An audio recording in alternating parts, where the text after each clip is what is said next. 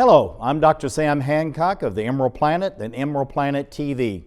We come to you on a week-to-week basis from Washington, D.C. in the United States as we look around the globe in 144 different nations, looking for those 1,000 best practices, the technology, services, and products that are making a difference as we move through the 21st century. And as we have a planet of 9 billion people by 2038 and possibly 12 to 13 billion by the end of this century, how are we going to be able to take care of all these people on planet Earth? And that's what Emerald Planet's all about. We come to you looking at the solutions, the best practices from around the globe as we create the Emerald Planet. Hello, welcome to the Emerald Planet.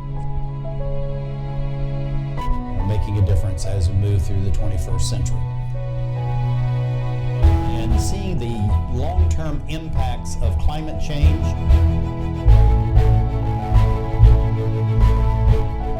We're glad to have you. Thank you for being with us. Thank you for being with us as we're looking at the African continent, as we call it, Africa Fast Forward, Africa on the Move. As a continent of 1.2 plus billion people are having great impact on the environment, economy, and civil society development around the globe. We have someone who is with us, Xoliswa Daku, CEO of Daku Group, also the Women's Program Engagement Council. And she's very much involved in new construction that's going on across the continent of Africa. Xoliswa, thank you, and welcome to the Emerald Planet TV. Thank you very much for having me, Dr. Sam. Tell us a little bit about your organization, Daku Group, and then we're going to show their viewers some of your activities and the fine work that you're doing, not only in South Africa, but throughout the continent. And thank you again for being with us. Thank you very much. I think Daku Group of companies, it's a combination of institutions that I've developed in the property development industry. Our major focus is integrated developments where we focus on mixed-use development throughout the continent and now with a global presence. And all what we do is to create spaces for people to work, live, and play. And we enjoy that and the simplicity that comes around that, which actually is connected to COVID-19 at the moment with people working from home. Well, this is a stunning photograph, and I really love this. When I saw it, I just said, I have to put it in the slide deck as far as showing you and the work that you're doing. Tell us a little bit about the dynamics that you have of Daku Group and the innovation, but also a little bit about the building styles that you've created to use not only in South Africa, but again across the continent of Africa. Well, the key dynamics is that with the changing environment within the property industry, where we have to focus mainly on, in terms of the prototypes that we're doing, we need to look at, especially within the continent, high density developments, because we've done quite a lot less in terms of that, where we actually utilize spaces to create more living environments and actually also responding to the environment in terms of your green industry and ensuring that our buildings are energy efficient. So it's been quite exciting with most of the developments that have been involved, especially in the hotel industry, where we prioritize water savings, energy savings, and issues around generation of electricity from different means compared to currently pollution-related matters. And I think some of the critical problems that we're faced with relates to your policy and as well as also planning parameters that we have to adhere to. Not only in South Africa, for instance, in our environment in Africa compared to the US, we have what we call heritage. Most of our buildings are heritage-related buildings, and we always have to observe that, whereas in America, it's called the landmark. So those are some of the issues that we have to contend to, but we found social ways to deal around that, and I think to preserve the history as well around those buildings. That's why in most of those buildings, we'll go with what we call social related economic development, so that we can be able to respond to the history. Yeah, that's absolutely fantastic. Here you're at the office. Tell us about what it means to be a CEO of a company on the African continent as a female, and why is it so important to have this Women's Program Engagement Council to highlight the African Titans, which you are definitely one of those.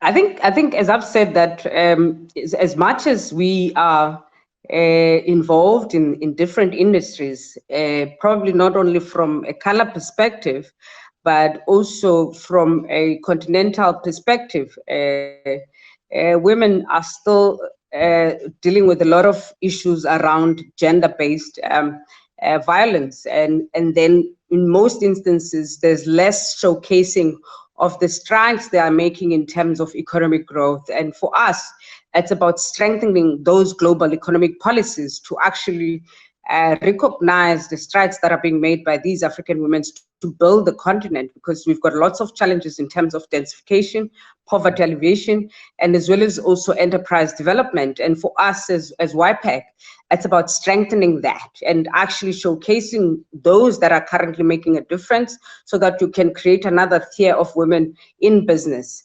Problem is, the other thing that you have is the fact that as a woman leader, in most instances, as you know, that business has always been created, or culturally, matters which relates to works have always been created for men. So as a woman, you always have less recognition with regards to the work that you are doing. And as much as changes have happened in terms of your UN global policies and gender issues, but you still find that a Xoliswa will not be recognized as a property developer because it's a men's work or it's a men's world. So for us, it's also showcasing those different, for instance, the picture that we've shown now, it is definitely a New York development that I've been involved with coming all the way from South Africa and making sure that I'm part of a 26-story building in New York, which is focusing on creating spaces for commons, and as well as also creating spaces of worship and businesses in one environment. So for us, it's about showcasing that and saying that to an African child, you can do it throughout the world,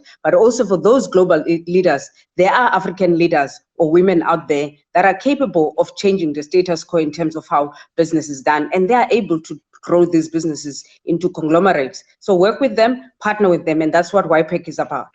I tell you, I think it's fantastic.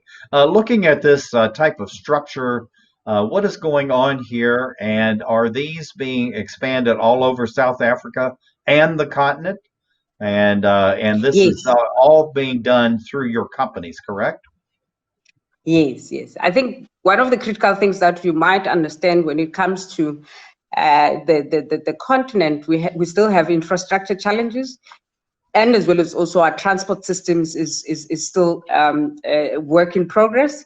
And with the portal frame that we are seeing, we're creating space, because one of the critical problems that are there with regards to transport infrastructure, it leads to a lot of congestions in terms of traffic, and as well as also it leads to challenges in terms of your fatality rates, in terms of accidents on the road and so on. So you find that towns do not have proper spaces for people to even park their cars. So we came up with these transport interchanges, which are closer to commercial activities, so that people can leave their cars and walk through town in terms of being able to work and also shop at the same time. So those portal frames are created to have those transport interchanges for better places for cars to park, and as well as also for long distance transportation. As you know, that we use buses quite a lot, and what we call 28-seaters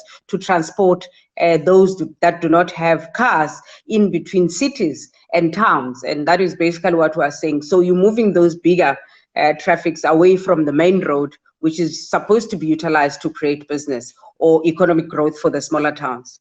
And this is very popular with the smaller towns. And also too, what we're just looking at, and with these buildings we're seeing here, is that you're trying to reduce the carbon loading into the environment and make it much more Yes. convenient, but much more energy efficient, and just actually removing the greenhouse gases before they're ever emitted. But looking at the structures that we have in front of us here, these are very attractive.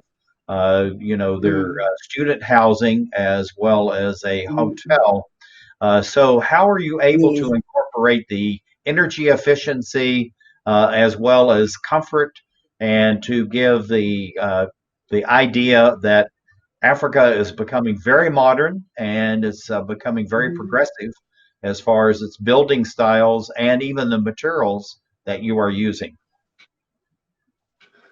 Obviously, that's where the relationships that we're creating with the first world prototypes, where you would look at small matters such as your construction material that we're going to be utilizing there. There's foam, there's rebars that we're introducing into the market, which are more efficient in terms of the structures that we are going to do with regards to buildings. There's what we call in South Africa boreholes, in terms of sourcing water from different resources and natural resources, that rather than utilizing what is not efficient within our, as you know, currently in our country, we had a serious problem with water shortages. So those have been measures that have been put in place specifically for student accommodation.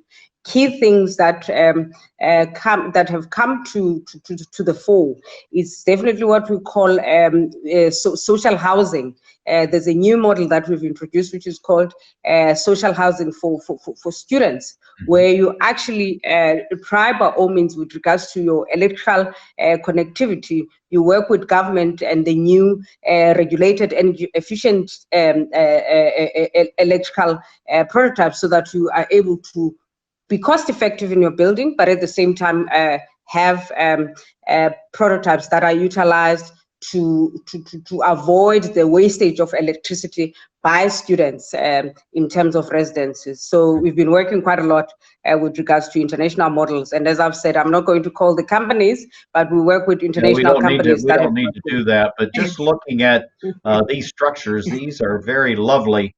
But as you're moving about these different areas, one of the things that you're doing is actually trying to share about your organization, about women and leadership. But it's just amazing the type of work that you're doing and the structures and the expansiveness of your activity. We only have about a minute left, so let's just go through these slides very quickly. What are we seeing here, and why are these important on the continent?